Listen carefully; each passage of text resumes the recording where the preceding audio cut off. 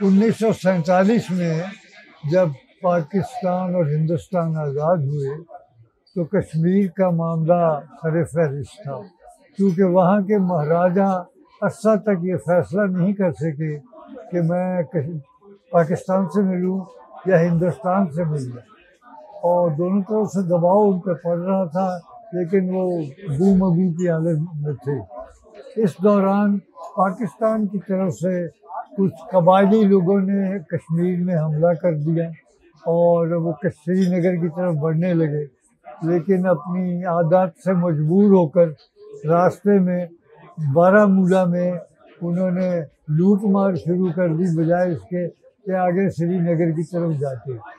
इसके अलावा पाकिस्तान बहुत से इलाकों में लोगों की बगावत हो गई महाराजा के खिलाफ, और इस सारे मामले के होते हुए जब ये प्रेशर दबाव पड़ा महाराजे पर, तो उसने इंडिया के साथ साइन अप कर दिया कि मैं इंडिया के साथ मिलता हूँ। जब इंडिया के साथ साइन अप कर दिया तो इंडिया ने अपनी फौजें बजरियाए हवाई जहाज़ वहाँ पे श्रीनगर में उतार दी और कश्मीर में जंग शुरू हो गई। एक तरफ से इंडियन आर्मी थी, दूसरी तरफ से पाकिस्तानी इरेगुलर थे जो कि वहाँ पे लड़ रहे थे।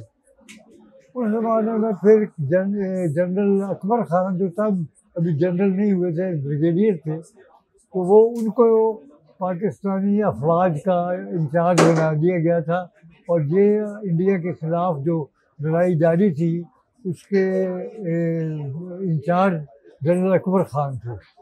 लेकिन इनको शिका था, गिला था कि मुझे हुकूमत पाकिस्तान ठीक तरह से सपोर्ट नहीं कर रही, और चुनाचे मैं आगे और ज़्यादा बढ़ नहीं सकता। वो ये चाहते थे कि कश्मीर में गुरिल्ला वॉरफेयर जारी रहे और हम इंडिया के साथ सीज़ फायर ना करें। गवर्नमेंट ने सीज़ फायर कर लिया, इस पर वो और नाराज़ हो गए। इसके बाद उनके दिमाग में ये आया कि मैं गवर्नमेंट का तख्ता उलट के अपनी एक गवर्नमेंट कायम करेंगे और कश्मीर में हम जंग जारी रखेंगे। उसी ज़माने में जो कम्युनिस्ट पार्टी ऑफ पाकिस्तान थी, उनके ऊपर हुकूमत पाकिस्तान बहुत तशद्दुद कर रही थी। लोगों को किले में जाके टॉर्चर किया जाता था, लोगों को सेफ्टी एक्ट में पकड़ लिया जाता था, उनको मारा जाता था, जेलों में डाला जाता था। चुनांचे वो बहुत परेशान थे और कुछ चाहते थे कि किसी तरह से जो उनके ऊपर दबाव है उससे निजात मिले। अकबर ख़ान से जब उनकी मुलाकात हुई, बजरिया अकबर ख़ान की बेगम, अकबर ख़ान की बेगम मशहूर सियासी रहनुमा बेगम शाहनवाज की बेटी थी, और उन्होंने उनको अकबर ख़ान को और उन लोगों को लेफ़्ट को मिलाया। तो अकबर ख़ान ने उनको ये प्रॉमिस किए कि अगर आप लोग लेफ़्ट के लोग मुझे सपोर्ट करेंगे तो मेरी हुकूमत जो है वो आपको खुले तौर पे काम करने की, सियासी काम करने की इजाज़त देगी, आपके साथ किसी किस्म की ज़्यादती नहीं होगी। मगर जब ये फैसला हुआ तो इसकी कई मीटिंग्स होती रहीं। अकबर ख़ान साहब ने अपने कई जर्नलों को भी साथ मिलाया, तो ब्रिगेडियर्स को मिलाया, और इस तरह के वो एक ग्रुप बना रहे थे ये कूप करने का।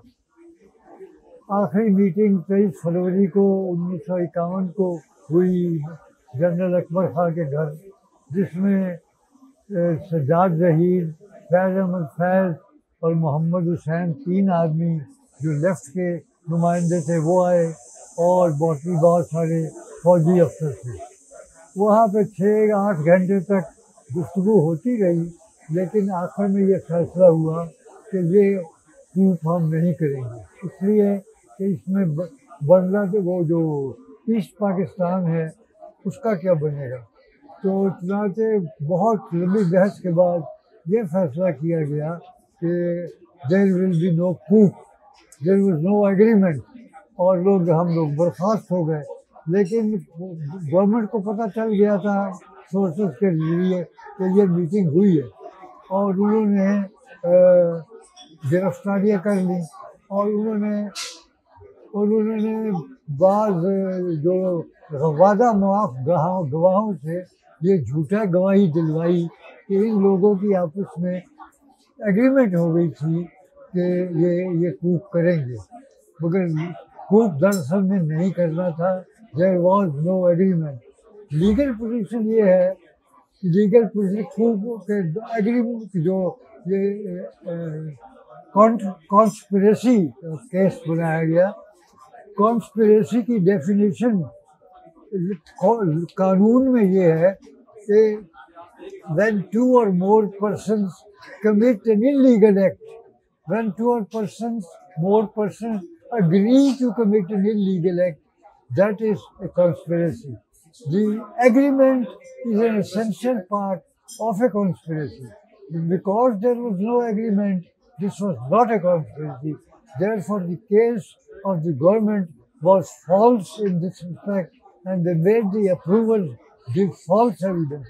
झूठी गवाही हमारे खिलाफ उन्होंने दी कि इन लोगों ने एग्रीमेंट कर लिया था, और उसके बाद फिर मुकदमा चला के जो सज़ा वगैरह मिली थी वो लोगों को मिली।